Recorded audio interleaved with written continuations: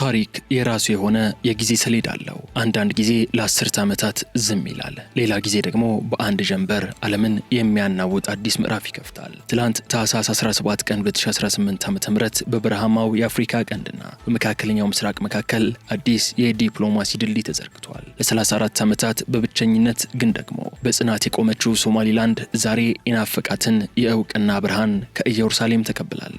እስራኤልና ሶማሊላንድ ሁለቱም በውጥረት በተሞላ ቀጠና ውስጥ የዲሞክራሲና የልማት ደሴት ለመሆን የጣሩ ህዝቦች ናቸው። የሶማሊላንድ ፕሬዝዳንት አብዱራህማን መሐመድ አብዱላሂና የእስራኤሉ ጠቅላይ ሚኒስትር ቤንያሚን ኔታንያሁ እጅ ለጥቅም ብቻ ሳይሆን ለጋራ ራዕይ ተጨባብጠዋል። ይህ የእጅ መጨባበጥ ከፖለቲካ ስምምነት በላይ ነው። ይህ ስምምነት ከ1960ዎቹ ጀምሮ የጠፋው የወንድማማችነት መንፈስ ዳግም የመለሰ ነው። ይህ ስምምነት የአብርሃም ስምምነት መንፈስ ወደ ቀይ ባህር ዳርቻዎች መድረሱ ማሳያ ነው። ይህ ስምምነት ለዘመናት በገለልተኝነት የቆየችው ሀገር የሉዓላዊነት ካባ መጎናጸፏ ያበሰረ ነው። እውቅና። ይቺ አንዲት ቃል ለሶማሊላንድ ህዝብ ምን ትርጉም አላት? ለሀርጌሳ እናቶች እውቅና ማለት ልጆቻቸው በዓለም አቀፍ መድረክ በእኩልነት የሚታዩበት ቀን ማለት ነው። ለወጣቶቹ እውቅና ማለት የኢኮኖሚ በሮች መከፈት፣ የቴክኖሎጂ ሽግግርና የእስራኤል የግብርና ጥበብ ወደ ለምለሙ የሶማሊላንድ ምድር መፍሰስ ማለት ነው። የአፍሪካ ቀንድ ሰማይ ዛሬ ለየት ያለ ቀለም አለው። ከኤደን ባህረ ሰላጤ የሚነፍሰው አየር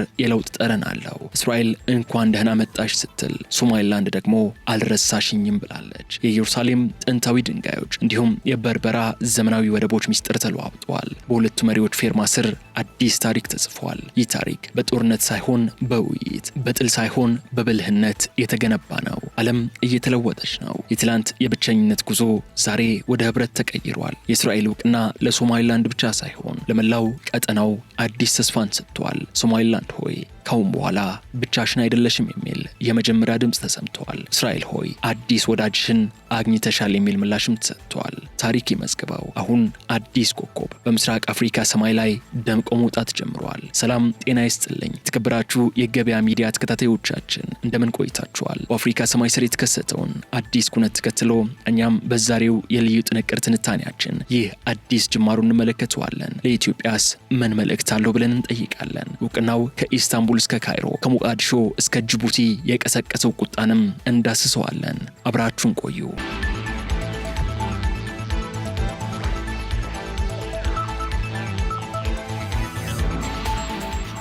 ታሪክ ዝምተኛ ቢሆንም የቆራጥ መሪዎችን ፈሪ ይከተላል። የእስራኤል ውሳኔ ከአየር ላይ የወደቀ ድንገታዊ ክስተት አይደለም። ይህ ውሳኔ በታላቋ ኢትዮጵያ የተከፈተው የሰላምና የትብብር መንገድ ፍሬ ነው። ኢትዮጵያ የአፍሪካ ቀንድ ናት። በመሪዋ አማካኝነት የዛሬ 2 ዓመት ገደማ በታሪክ ማህደር የማይረሳውን የበርበራን ስምምነት ስታጸና ለዛሬው የእስራኤል እውቅና መሰረት ጥላለች። አዲስ አበባና ኢየሩሳሌም በሶማሊላንድ ጉዳይ ላይ ያላቸው የአመለካከት መጋጠም የቀጠናውን የጂኦፖለቲካ ካርታ በአዲስ መልክ ቀርጾታል። የኢትዮጵያ ድፍረት የእስራኤልን እውቅና ወለደ። የእስራኤል እውቅና ደግሞ ለሶማሊላንድ የዓለም አቀፍ ማህበረሰብን በር በርግዶ ከፈተ። አሁን ጊዜው የንግግር ብቻ አይደለም፣ የስራ እንጂ። የሶማሊላንድ ወደቦች፣ የኢትዮጵያ ሰፊ ገበያና የእስራኤል የላቀ ቴክኖሎጂ ሲገናኙ ምን ሊፈጠር እንደሚችል አስቡት። በእስራኤል የጠብታ መስኖ ጥበብ የሶማሊላንድ ደረቅ ምድር ወደ አረንጓዴ ገነትነት ይቀየራል። የኢትዮጵያ አርሶ አደርም የዚህ ቴክኖሎጂ ተካፋይ ይሆናል። በበርበራ ወደብ ላይ የሚርመሰመሱ ግዙፍ መርከቦች የሶስቱን ሀገራት ምርት ለዓለም ያደርሳሉ። እስራኤል በባህር ደህንነትና በወደብ አስተዳደር የምታመጣው እውቀት የቀይ ባህርን ንግድ ያነቃቀዋል። ከቴልአቪቭ እስከ ሃርጌሳ፣ ከሃርጌሳ እስከ አዲስ አበባ የሚዘረጋው የዲጂታል መስመር የአፍሪካ ቀንድን የቴክኖሎጂ ሲሊኮን ቫሊ ያደርጋታል። ይህ ትብብር ከንግድ በላይ ነው። ይህ የጋራ ደህንነት ዋስትና ነው። ሽብርተኝነትና የባህር ላይ ወንበዴነት የሚሸነፉት እንደ እስራኤል ባሉ የደህንነት ተቋማት፣ እንደ ኢትዮጵያ ባሉ የቀጠናው አውታሮችና እንደ ሶማሊላንድ ባሉ ጸጥታ ወዳድ ህዝቦች ጥምረት ነው። አሁን ቀይ ባህር በሰላም ጠባቂዎች አይን ስር ሆኗል። በአፍሪካ ቀንድ ላይ የሚያንዣብቡት የግርግር ደመናዎች በጥበብና በኃይል ስምምነት እየተገፈፉ ነው። እስራኤል እውቅና ሰጠች፣ ኢትዮጵያ መንገዱን መራች፣ ሶማሊላንድ ነፃነቷን አጸናች። ይህ የሶስትዮሽ ዳንስ ለዓለም የሚነግረው አንድ እውነት አለ። ብልህነት ካለ ለዘመናት የቆዩ ቁስሎች ይፈወሳሉ። ዛሬ ሃርጌሳ የቴልአቪቭ ወዳጅ፣ አዲስ አበባ ደግሞ የሁለቱም መሸጋገሪያ ሆናለች።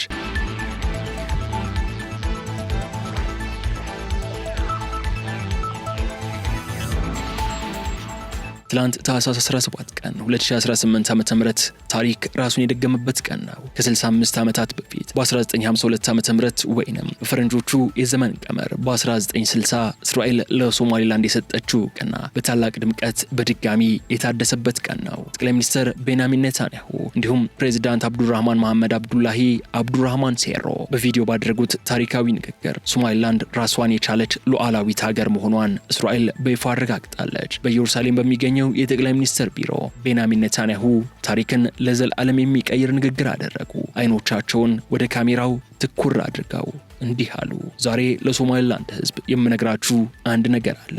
ብቸኝነታችሁ አብቅቷል። እናንተ የዲሞክራሲ የጽናትና የሰላም ተምሳሌት ናችሁ። እስራኤልና ሶማሊላንድ ከ65 ዓመታት በፊት ተገናኝተው ነበር። ዛሬ ያ የጠፋው ወንድማማችነት ዳግም ታድሷል። ይህ እውቅና ለእናንተ ሉዓላዊነት ብቻ ሳይሆን ለቀጠናው ሰላምና ብልጽግና የምንከፍለው የክብር ዋጋ ነው። እንኳን ደህና መጣችሁ ወደ አዲሱ ዓለም ሲሉ ተደመጡ።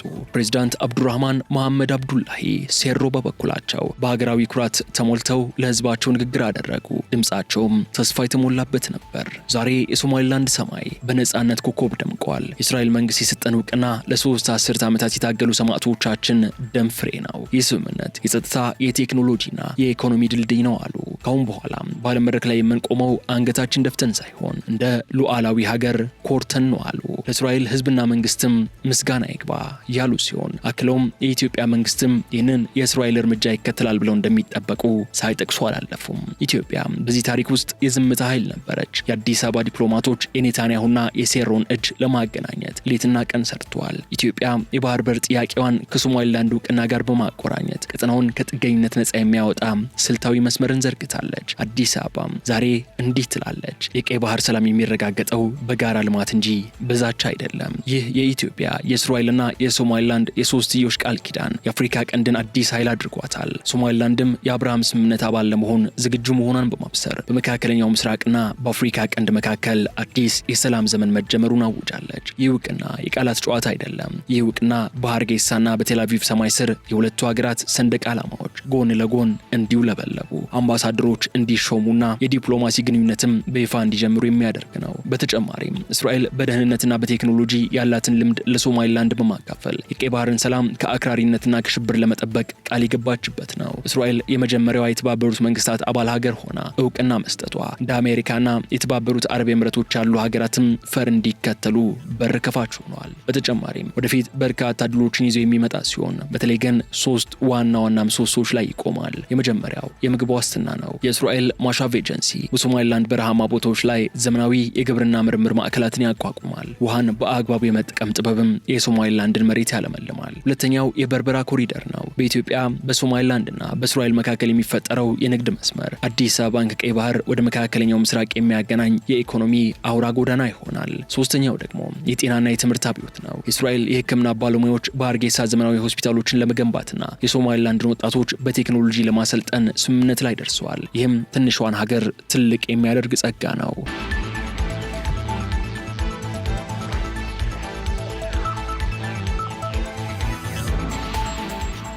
ምንም እንኳን ውሳኔ ከሶማሊያ ከግብጽና ከቱርክ ተቃውሞ ቢገጥመውም ኢትዮጵያ ቀደም ብላ የከፈተችው የሰላም መንገድ ግን ጸንተው ይቆማል። ኢትዮጵያ ለሶማሊላንድ የሰጠችው ስልታዊ ድጋፍ ዛሬ በእስራኤል እውቅና ታጅቦ የላቀ ትርጉም አግኝቷል። ይህ የኃይላት ሚዛን ለውጥ የአምባገነንነትና የግጭት ሳይሆን ልማትና ዲሞክራሲን መሰረት ያደረገ ህብረት ነው። ከኢየሩሳሌም እስከ አዲስ አበባ ከበርበራ እስከ ዱባይ የሚዘረጋው አዲሱ መስመር ምስራቅ አፍሪካን የዓለም የንግድ ማዕከል ያደርጋታል። ከእውቅናው በስተጀርባ የሚታዩ ግን ፈገግታዎች ብቻ አይደሉም።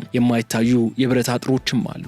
እስራኤልና ሶማሊላንድ በደህንነት ረገድ ያደረጉት ስምምነት የቀጠናውን ወታደራዊ ሚዛን ቀይሮታል። እስራኤል በሶማሊላንድ የባህር ጠረፍ ላይ የራዳርና የክትትል ጣቢያዎችን ለመገንባት ማቀዷ ሁለቱም ሀገራት ትልቅ ድል ነው። ይህም እስራኤል በባብኤል መንደብ ስልታዊ የባህር መስመር ላይ ዓይንና ጆሮ እንዲኖራት ያስችላታል። በተጨማሪም በእስራኤል የባህር ኃይል ስልጠናና በዘመናዊ የድሮን ቴክኖሎጂ ታግዘው የሶማሊላንድ መከላከያ ካሁን በኋላ ለጎረቤት ዛቻዎች የማይበገር ምሽግ ይሆናል። ነገር ግን ይህ የእውቅና ዜና በሞቃዲሾ ቤተ መንግስት እንደ መብረቅ ነው የወረደው። የሶማሊያ ፌዴራል መንግስት ይህንን ውሳኔ ታሪካዊ ስህተትና የሉዓላዊነት ጥሰት በማለት አውግዞታል። በሞቃዲሾ ጎዳናዎች ላይ የተቃውሞ ድምጾች ቢሰሙም የኃይል ሚዛኑ ግን ወደ ሀርጌሳ ዘንብሏል። እንደ ቱርክና ግብጽ ያሉ ሀገራት የሶማሊያን ጎን በመያዝ መግለጫ ቢያወጡም የእስራኤል ጽናት ግን የማይናወጥ ይመስላል። በታሪክ ገጽ ላይ አዲስ ቀለም ሲፈስ ጥላ የሚያጥሉ ወገኖች አይጠፉም። የእስራኤልና የሶማሊላንድ መቀራረብ በሀርጌሳ የደስታ ቦታን ሲፈጥር፣ በካይሮና በአንካራ ግን የቀዝቃዛ ጦርነት ንፋስ እንዲነፍስ አድርጓል። የአፍሪካ ህብረት ኮሚሽን የእስራኤል መንግስት ሶማሊላንድን እንደ ገለልተኛና ሉዓላዊ ሀገር እውቅና ለመስጠት የወሰደውን እርምጃ በተመለከተ ያለውን ጥልቅ ስጋትና አቋም ለመግለጽ ከወጡ ተቋማት መካከልም ቀዳሚ ሆኗል። የአፍሪካ ህብረት ኮሚሽን ሊቀመንበር ማህሙድ አሊ ዩሱፍ ሶማሊላንድን እንደ ገለልተኛ አካል እውቅና ለመስጠት የሚደረጉ ማናቸውም ውሳኔዎች ወይንም ድርጊቶች ህብረቱ በጽኑ እንደሚቃወም በይፋ አስታውቀዋል። የአፍሪካ ህብረት ሶማሊላንድ የሶማሊያ ፌዴራላዊ ሪፐብሊክ የማይነጠል አካል መሆኑን በድጋሚ ያረጋገጠ ሲሆን የሶማሊያ አንድነት፣ ሉዓላዊነትና የግዛት አንድነት መከበር እንዳለበት ህብረቱ ያምናል ሲልም በመግለጫው አስታውቀዋል። በተጨማሪም ይሄ እውቅና እርምጃ የአፍሪካ ህብረት መስራች ሰነድና እንደ አውሮፓውያኑ አቆጣጠር በ1964 የወጣውን ሀገራት ከቀኝ ግዛት ነጻ ሲወጡ የነበሩ ድንበሮች የማይደፈሩ ናቸው የሚለውን መርህ የሚጻረር ነው ያለም ሲሆን ህብረቱ ይህ ውሳኔ በአፍሪካ አህጉር ሰላምና መረጋጋት ላይ ከፍተኛ አደጋ እንደሚፈጥር እንዲሁም መጥፎ አርአያነት ሊያስከትል እንደሚችል በጽኑ አስጠንቅቀዋል። አክሎም የአፍሪካ ህብረት ሁሉም ዓለም አቀፍ አካላት የአህጉሪቱን መረጋጋትና የሶማሊያን አንድነት የሚያከብሩ ውሳኔዎችን እንዲያሳልፉም ጥሪውን አቅርበዋል።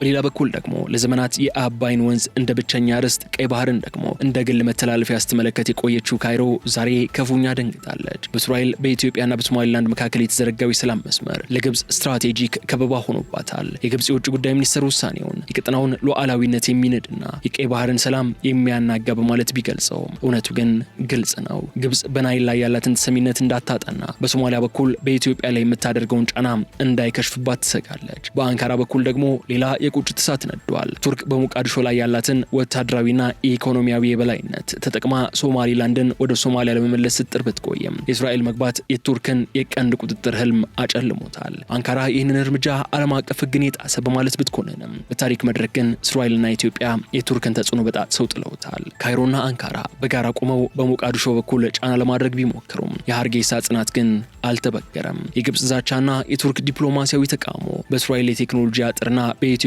ስልታዊ ድፍረት ፊት ዋጋ አጥተዋል። ታሪክ እንዲህ ነው። አሮጌው የበላይነት ሲያበቃ አዲስ ኃይላት ይነሳሉ።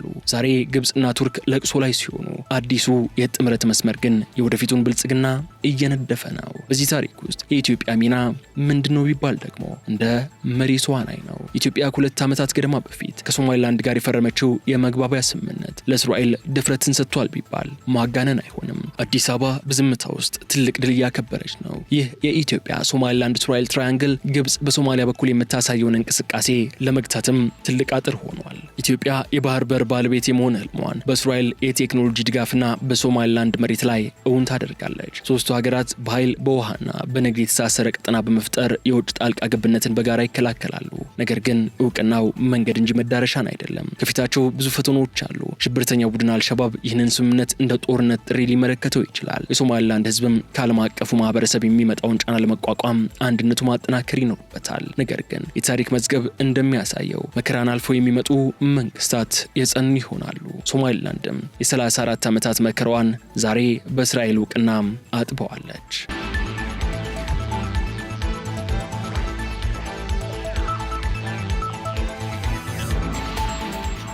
በዚህም ብሎ በዛ ግን ሶማሊላንዳውያን እነሆ የዘመናት ጽናት ፍሬ አፈራ።